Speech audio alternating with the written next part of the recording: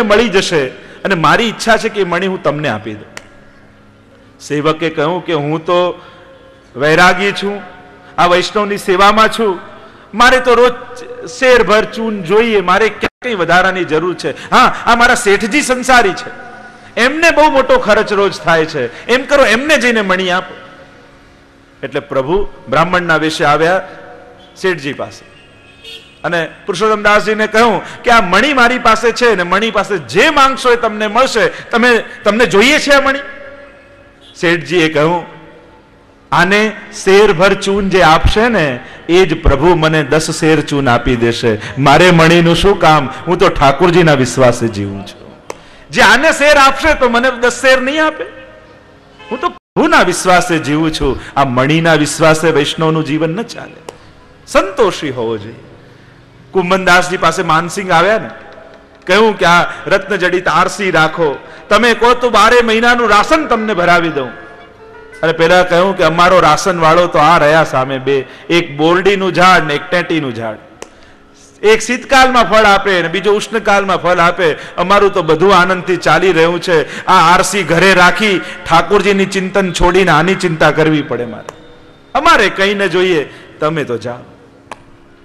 અકબર બાદશાહે બોલાવ્યા કુંભનદાસજીને, કહ્યું તમે માંગો એ આપું. કુંભનદાસજીએ કહ્યું કે માંગો છો તો એટલું જ માંગુ, આજ પછી મને બોલાવતા નહીં અને તમારું મુખ બતાવતા નહીં. ભક્તન કો કહા सीकरी काम आवत जात पनैया टूटी बिसर गयो हरि नाम अरे जाको मुख देखे दुख उपजत ताको करनो पर्यो प्रणाम. અમે તો પ્રભુના વિશ્વાસે જીવના. અશેષ ભક્ત સંપ્રાર્થ ચરણાબ્જ રજો ધન. 108મું નામ મહાપ્રભુજીનું. કેવા સેવકો દ્વારા સેવિત છે મહાપ્રભુજી કે જેમના માટે શ્રી મહાપ્રભુજીના ચરણની રજ જ સર્વસ્વ ધન છે. એવા સેવકો દ્વારા આપ સેવિત છે.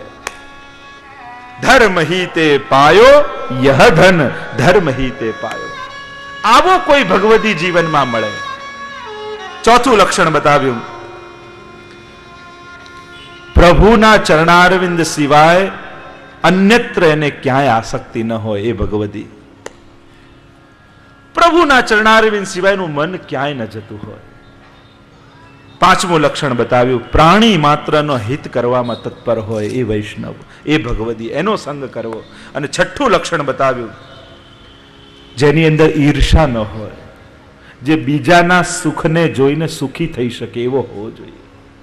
ઈર્ષા એટલે જે બીજાનું સુખ ન જોઈ શકાય અને મનમાં જે ભાવ જાગે એનું નામ ઈર્ષા.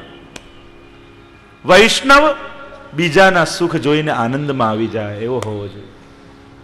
અને કહ્યું કે પ્રભુ સેવા અને કથામાં આદર કરવા વાળો હોય એવા ભગવદીનો જો સંગ મળે તો આ જીવન ધન્ય થઈ જાય. તો ઠાકોરજી એ જીવ પર કૃપા કરે. ઠાકોરજીની કૃપા એવા વૈષ્ણવ પર થાય અને આવો વલ્લભમાં અનન્ય ભાવ નાખનારો વૈષ્ણવ મળે. સુંદરદાસની વાર્તા આવે ને, બધે મહાપ્રભુજીના જ દર્શન કરે, બીજે ક્યારે કોઈની પ્રશંસા ન કરે, એમનું ચિત્ત બીજે જાય જ નહીં. અને એક વાર પ્રસાદ લેવા માટે સુંદરદાસજી બેઠા હતા અને કોઈએ પૂછ્યું કેમ લાગ્યું? અને સુંદરદાસજી કે બહુ સુંદર, અદ્ભુત, બહુ સુંદર. પેલા વૈષ્ણવ આશ્ચર્યમાં પડી ગયા કે આપ તો મહાપ્રભુજી સિવાય બીજા કોઈના વખાણ ગુણગાન કરતા નથી અને આજે મહાપ્રસાદ આવો સુંદર લાગ્યો. સુંદરદાસજી ભાનમાં આવ્યા અને બોલ્યા, કયો મહાપ્રસાદ? કેમ? મેં પૂછ્યું મહાપ્રસાદ કેવો લાગ્યો અને તમે કહો બહુ સુંદર, બહુ સુંદર. સુંદરદાસજી કહે, મારું ચિત્ત મહાપ્રસાદમાં નહોતું, હું તો ચિંતન કરી રહ્યો હતો કે મહાપ્રભુજી કૃષ્ણદેવરાયની સભામાં સોનાના સિંહાસન પર બિરાજ્યા છે, એમનો કણકાભિષેક થઈ રહ્યો છે અને ત્યાં તમે પૂછ્યું કેવું લાગ્યું, એટલે મેં કહ્યું સુંદર, સુંદર, બહુ સુંદર. મારું ધ્યાન તો ત્યાં હતું. આવા વલ્લભના ચરણના અનુરાગી, એટલે જ હરિરાયજી પોતે કહે છે, મિલે કબ શ્રી વલ્લભ કે એ અનુરાગી, मिले कब श्री वल्लभ के चरण कमल के अनुरागी. आवा भगवती जो મળે તો વૈષ્ણવનું જીવન કૃતાર્થ થઈ જાય અને આમ ગાન કરતા હરિરાયજી બોલે, मिले कब श्री वल्लभ के प्यार, मिले कब श्री वल्लभ के प्यार, मिले कब, मिले कब, मिले कब, मिले कब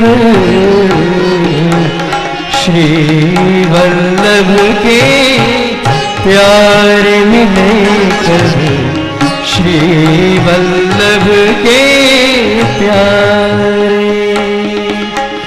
जिनके हाव भाव प्रीत रस, जिनके हाव भाव प्रीत रस, तीहू लोकन के न्यारे, श्री वल्लभ के प्यारे, मिले कब श्री वल्लभ के प्यारे।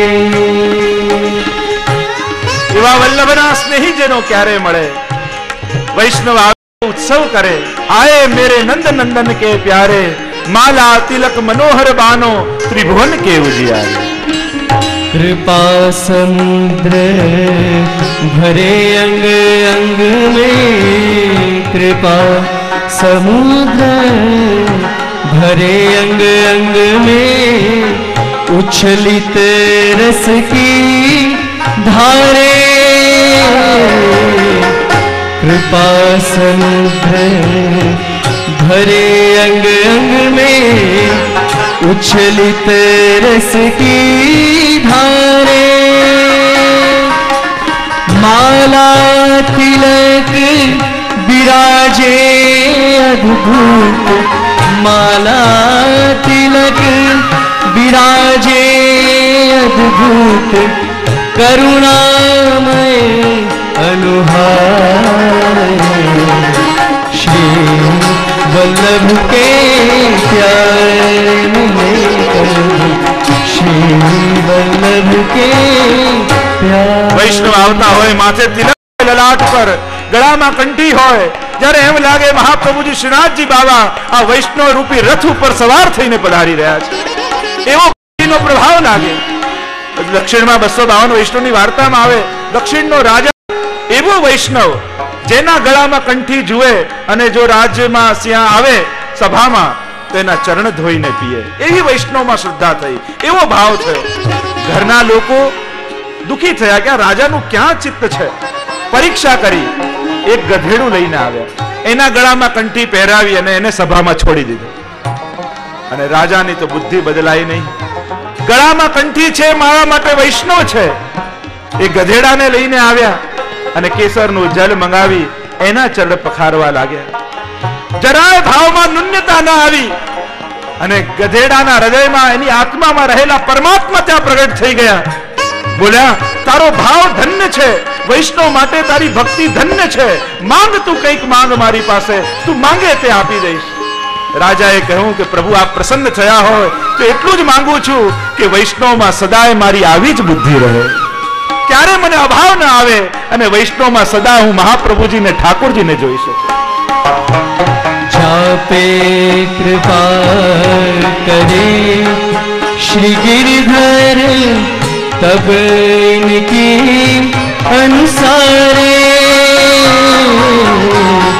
जापे कृपा करे श्री गिरधर, तब इनकी अनुसारे।